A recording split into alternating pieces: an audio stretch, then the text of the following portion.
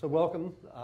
Certainly this is a topic this week. There have been so many reports coming out on climate and its impact. And yesterday, the National Security and the Accelerating Risks of Climate Change Military Academy report came out. And we spent yesterday talking with General Donald Hoffman from the U.S. Air Force on the issues of how climate impacts the military in this country. And then this morning, the Vatican came out with a report on sustainability.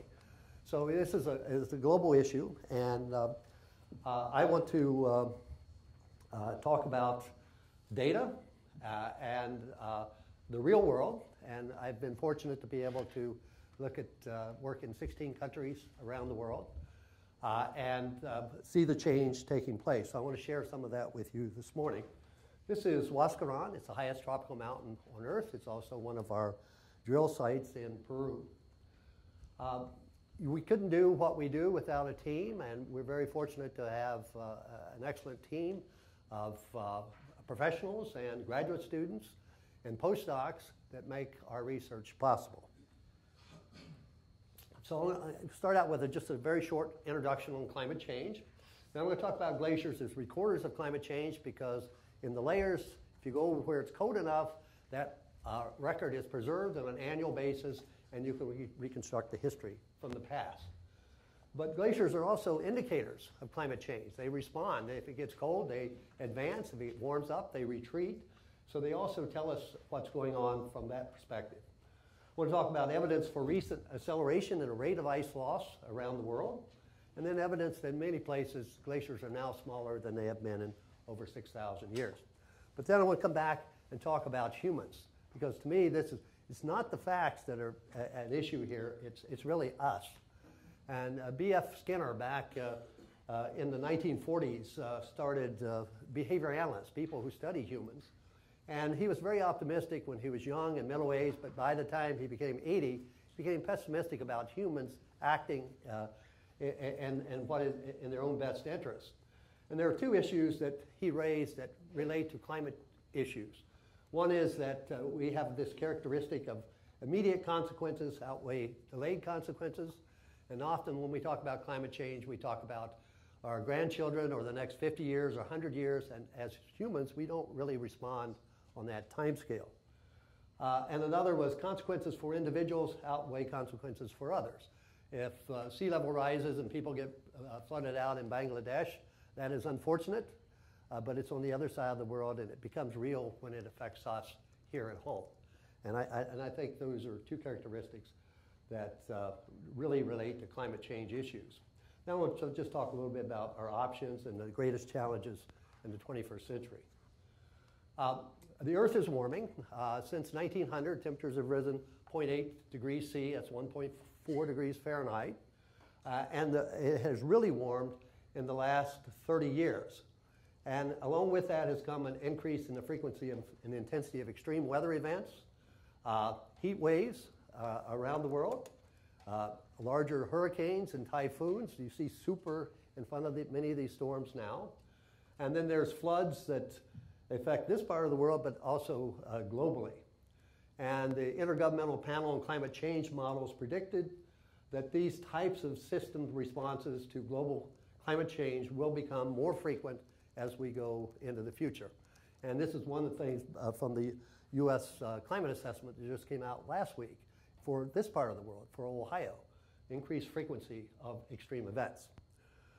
Well, if you look at the CO2 records that Charles Keeling started measuring back in 1958, we were about 315 parts per million by volume. And last year, for the first time, we went over 400 in May. This year, we crossed 400 parts per million by volume on March 12th. This continues to rise and is actually accelerating. So even though we discussed this issue, the trend that we're on has not changed. We work with ice cores, and ice cores allow us to give a perspective back in time. I'm only going to look at the last 1,000 years. These are measuring CO2 in the gas bubbles in ice. And this is from Wall Dome in Antarctica. So these are ice core measurements. Coming up here, this is Industrial Revolution. You can see the CO2 rising. And the black curve is actually the measured in the atmosphere. So you get this perspective of the impacts that we're having on this Earth. And you've all seen these images of the Earth from space that show how things have changed on this planet. And if we look at this most recent report, the U.S. National Climate Assessment that came out last week, I think the message that comes out of that volume is that climate change is in the here and now. And from a human perspective, this brings it into a range where I think we're actually going to see some progress on this issue. And so these collars indicate the temperature changes over the past 22 years, from 1991 to 2012. In the continental U.S., it's based compared to 1901 to 1960, and for Alaska and Hawaii, it's compared to 1951 to 1980. But you can see the changes that have taken place, and then if you look at the decadal changes in temperatures over the last 100 years, you can see these last 3 decades, how rapidly the temperatures have warmed in this part of the world. So here's a view of the world as we see it from space today. And all that energy, lighting, is from the cities around the world. And it's, in today's world, about 65% of the electricity that brings that lighting is coming from fossil fuels. What's scary is when you look at the projections of where we're going to be in 2030. We're, 2014 right now. So here's a projection from General Electric and NASA of what this image will look like by 2030. And the question is, where is that energy going to come from? But the fact is we have over 7 billion people on this planet today. 1.4 billion do not have electricity. So there's a huge demand already in the system for energy, and that will be filled. So the real question, and the real question for the climate system, is how do we get this energy in the future? Well, we're very fortunate to live on a planet where we have many recorders of climate change, and we have to look at all of them to get a global perspective. But at the Byrd Polar Research Center, our group looks at ice cores. So I'm going to talk a little bit about those records. They're unique in that they come from the most remote parts of our planet. They come from Antarctica and Greenland, but also the highest mountain ranges around the world. And by collecting those and bringing them together, you can get a picture of climate on this planet as it's recorded in ice. So if you come over to the Byrd Polar Research Center, you'll see that we have class 100 clean rooms where the chemistry and dust are measured. We have mass spectrometers where we measure the isotopes of oxygen and hydrogen in the ice cores. We have a storage facility. We now have over 7,000 meters of ice cores stored at minus 35 degrees C. It's the largest store of tropical ice cores on Earth, the only store, and it's here just right next door. And we also design and build the drills that we need to operate in high elevation remote parts of the world. They have to be lightweight and portable systems. So over the last 30 years, these are the places that our team has drilled. And we've been working on putting together this global view of climate. I'm going to take you to one of these, the one where we started, the Quelccaya ice cap down in the Andes of Peru. It's 18,700 feet. Sits right above the Amazon basin. And if you make your way up on the ice field itself, you can actually look down into crevasses and you can see the annual layers. In the tropics, there's a wet and dry season. So you can actually see every year. And if you go down into the crevasse, you can actually see how uniform these layers are. And if you measure the thickness of those layers, you can reconstruct precipitation. And there are very few archives that allow you to actually measure what the precipitation was in the past. And the glaciers do that. In order to drill this back in 1983, we invented the first solar-powered ice core drill. And the reason for this is it was a 2-day journey from the end of the nearest road to the ice cap, and you could not take generators and the drills that had been invented for Antarctica on horses to this ice cap. But solar panels, you can take them and you can reassemble, and we drilled 2 cores to bedrock in 1983. 20 years later, we returned. Well, I should say in 1983, we didn't have the technology to keep the ice cores frozen, so we brought back 6,000 bottled water samples. 20 years later, we went back with that new technology, and we actually drilled 2 ice cores to bedrock, and we brought them back frozen, and they're in the freezer. We keep part of these samples for the future, because these ice fields, as I'm going to show you, are disappearing, and what we've been able to do in the last 30 years, we're not going to be able to do going forward in the future. But in the ice, there's a tremendous history, and I'm not going to bore you with all the things that are there, but just to give you an idea of how the timescales are established, every one of those dry seasons leaves a dust layer, and you can see them. We measured in the lab. And every year, there's an isotope swing that shows you winter and summer. And so by counting these from the time you drill back, you have the history. And so it's a wonderful, wonderful calendar. And to show you how representative and reproducible these records are, this is the one from those 6,000 bottled water samples in 1983. These are isotopes measured in Denmark. And these are from our 2003 core brought back as ice and measured here at Ohio State. And I always challenge my paleoclimate colleagues to be able to do this. Go back to your archive and see if you can reproduce a record like this. And then we looked at another record 2 kilometers away, and you can see the reds are warm periods, so this is the last 1,000 years. There's a little ice age here when glaciers advanced in Europe, North America, and then the warming in the 20th century. But because they're annual layers, you can also look at what happened to precipitation, and it's quite a different record. The browns are drought periods, and you can see the beginning of the Little Ice Age was wet, then dry, but the 20th century has been wetter than average. So you can get this history and a perspective on climate change that we can't get from our records. But there are many things in these cores, and we're only now starting to link them and put them together. And one of the most important climate events on this planet outside of our seasonal cycle are ENSOs, or El Niños. And they have tremendous impacts on climate around the world. Very relevant today because there's a 60 to 70% chance that one of these will develop by September this year. And El Niño years are unusually warm years for the Earth because the warm water in Indonesia moves over and spreads out in the eastern part of the Pacific. And so this phenomena impacts the climate, and we drill ice cores in the Altiplano in Peru, and we can compare those to ice cores over here in Tibet, which is the largest plateau on Earth, to look at the long-term history of these changes. To show you how important they are, here is the effects of El Niños in the 20th century on precipitation here in the US. So here in Ohio, there's kind of a bullseye. This is for winter. We generally are dry during El Niño periods, and El Niño winters are generally warmer here.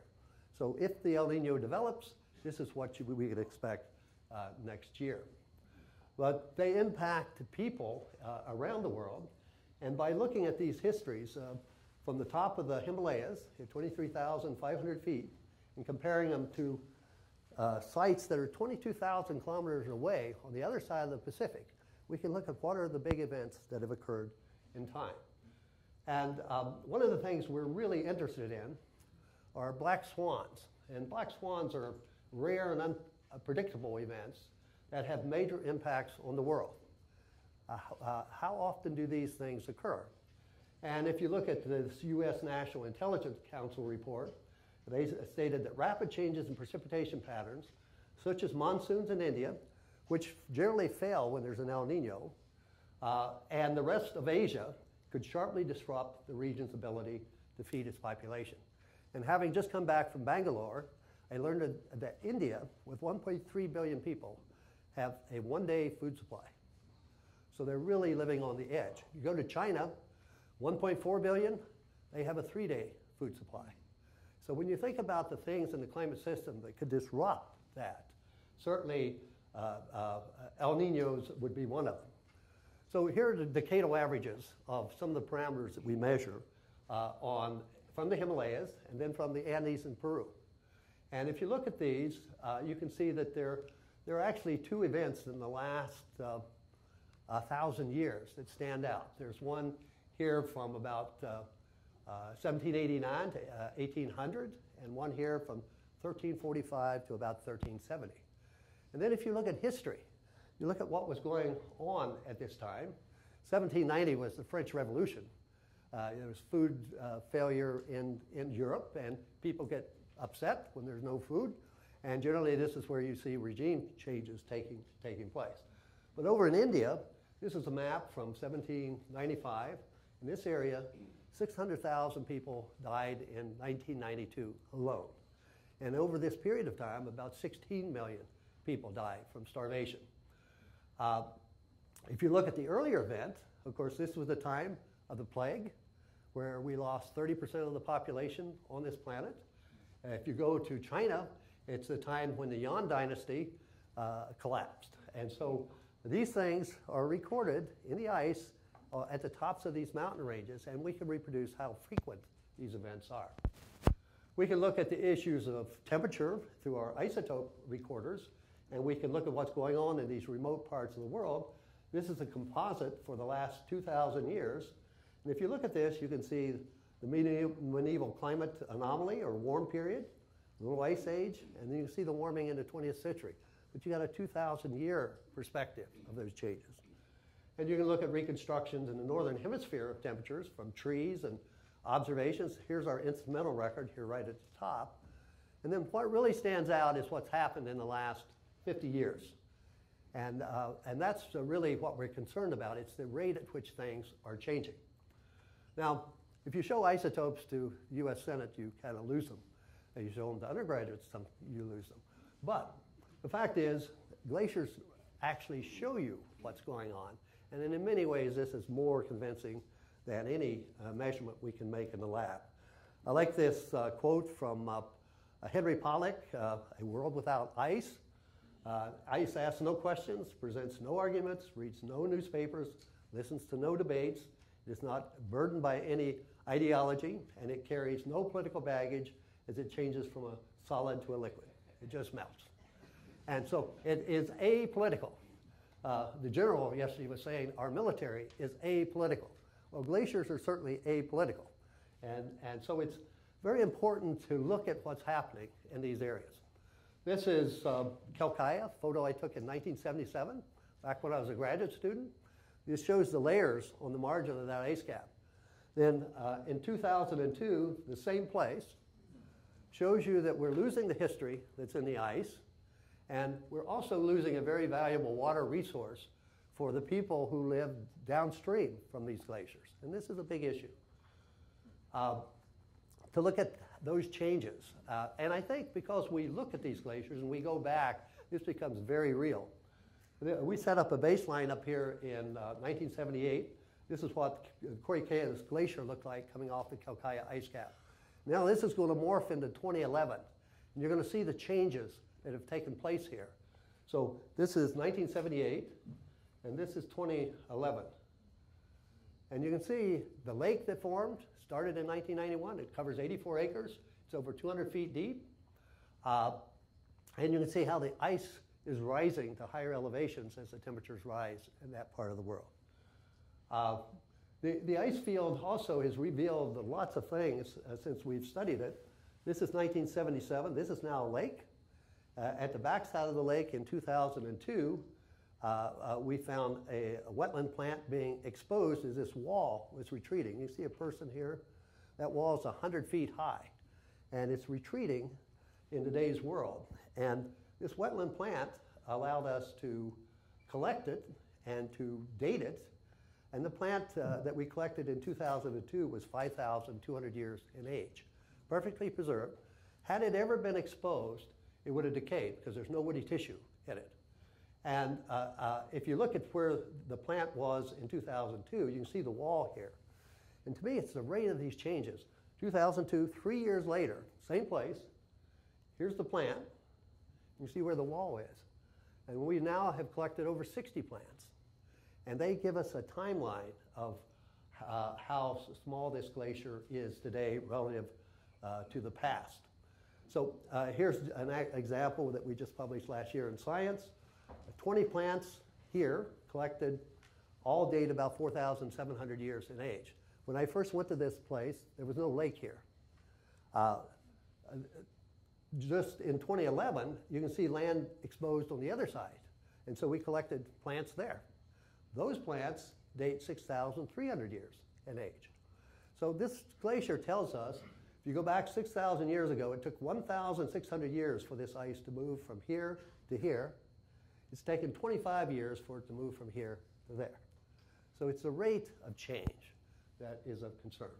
And of course, this is happening around the world. If you go to Alaska, Brooks Range, 100% of the glaciers retreating in today's world. This is southeast Alaska. 98% of the glaciers in this part of the world are retreating today. So this photo is 1941. This is 2004, same place.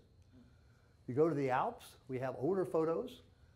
This is 1903. These are glaciers. This is what it looks like in 2005. You can see where the glaciers are. 99% of the glaciers in the Alps are retreating in today's world. In 2009, we started a program with our Chinese colleagues and a German colleague called the Third Pole Environmental Program. And this is a very important part of the world. It's one of the largest glacier stores of fresh water, over 46,000 glaciers. It's sometimes referred to as Asia's water towers because many of these largest rivers actually feed off the glaciers in these high mountain regions. And so the potential of impacts are tremendous with climate change and water resources. Also a national security issue because it takes the Indus River, flows through 3 nuclear power countries, China, Pakistan, and India, who don't get along well in today's world. So they become a risk in the future. Hard to find old photos in that part of the world, but here's the Royal Geographical Society, 1921. Here's the same place in 2009. So you can look at these peaks here, and you can see the same peaks there. You can see how much ice has been lost. So we've lost about 95% of the ice there. Kilimanjaro, same story in Africa, the largest, highest mountain in Africa. 1912, glaciers. By 2006, you can see how they have shrunk. The first map was made in 1912, and by the map we made in January of 2013 showed that we had lost, over that period of time, 88.3% of the area of ice on the mountain. We drilled the ice cores there in 2000, and in the last 13 years, 40% of the ice that was there in 2000 has disappeared. So the changes are tremendous.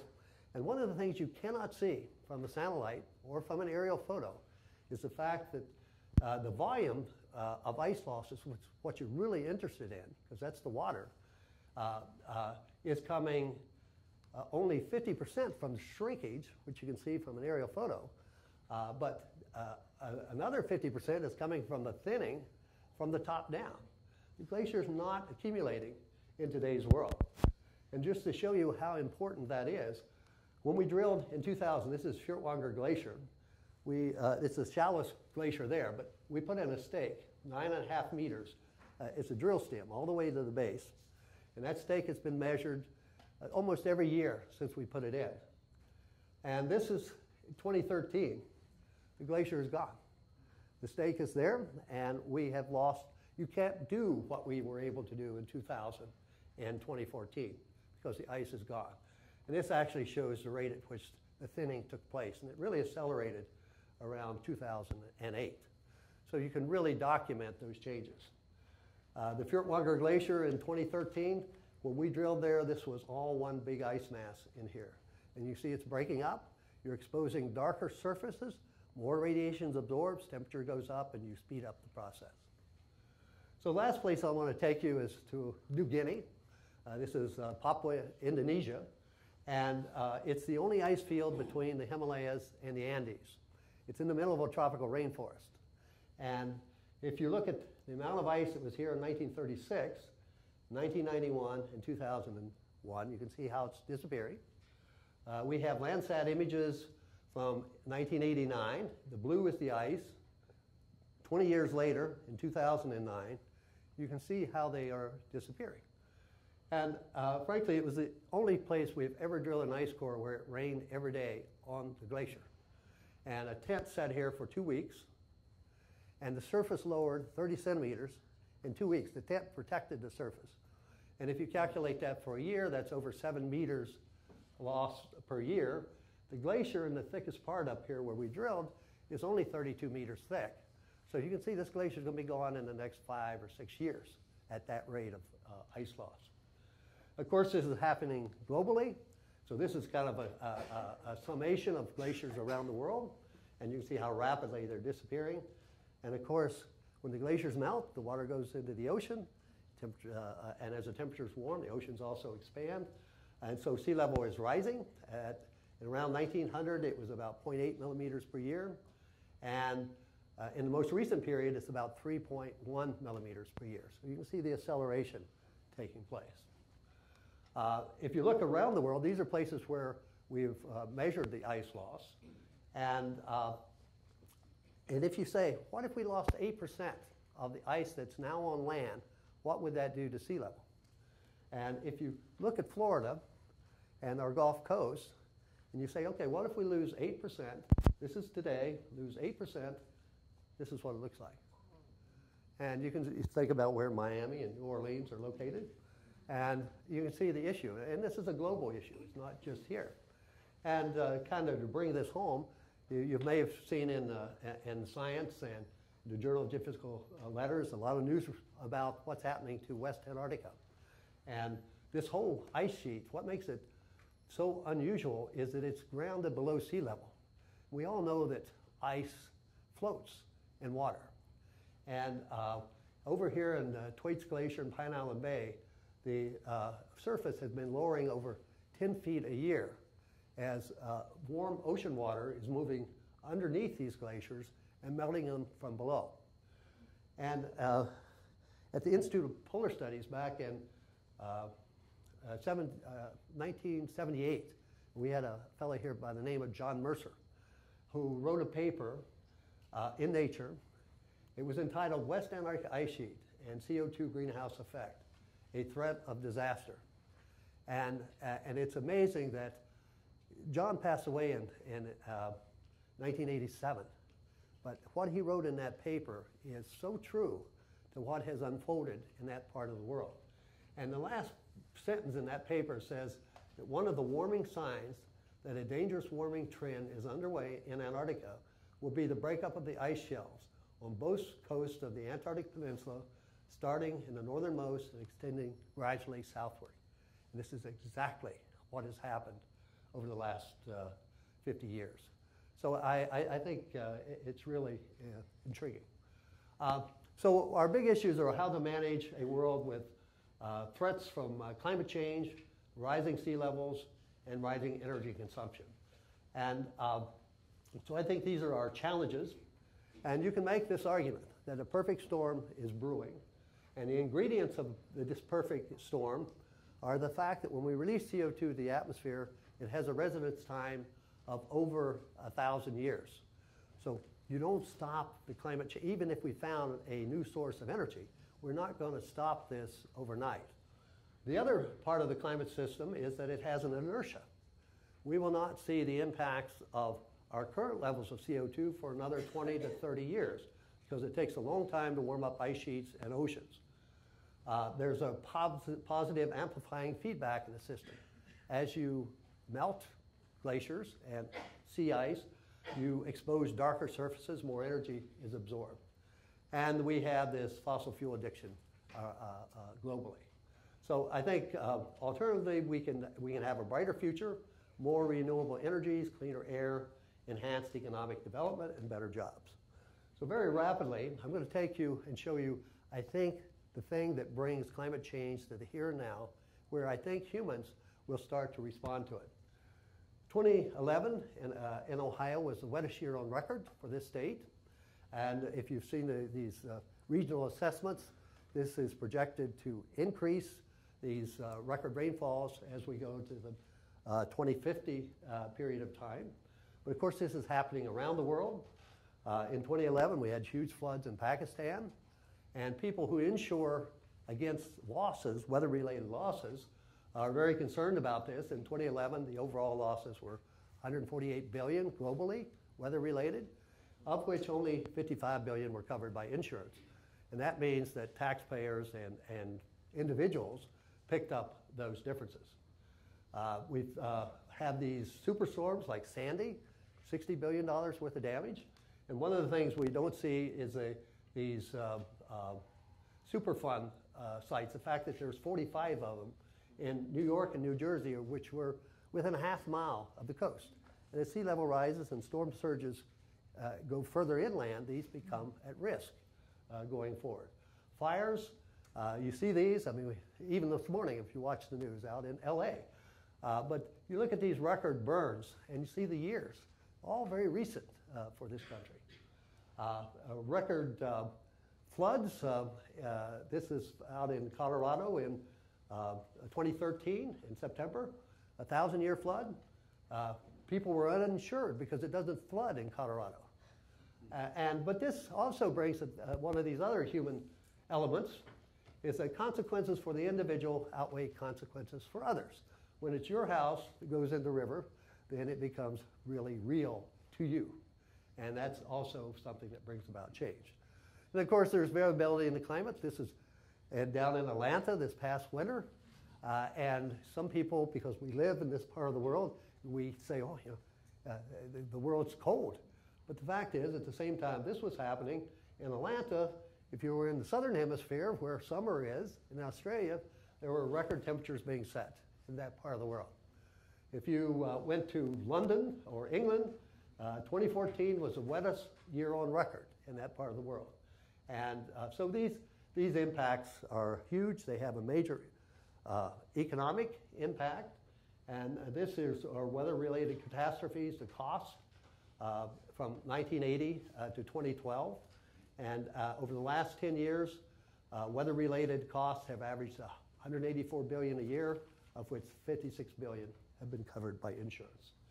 So these also bring this second part of human nature, and that is that we respond, immediate consequences outweigh delayed consequences. So there is a part of the economy that is now being very adversely impacted by these extreme events globally. So I think with that, I want to close, and I don't know if we have any time for questions. 3 minutes. 3 minutes, okay, that's good. Thank you very much.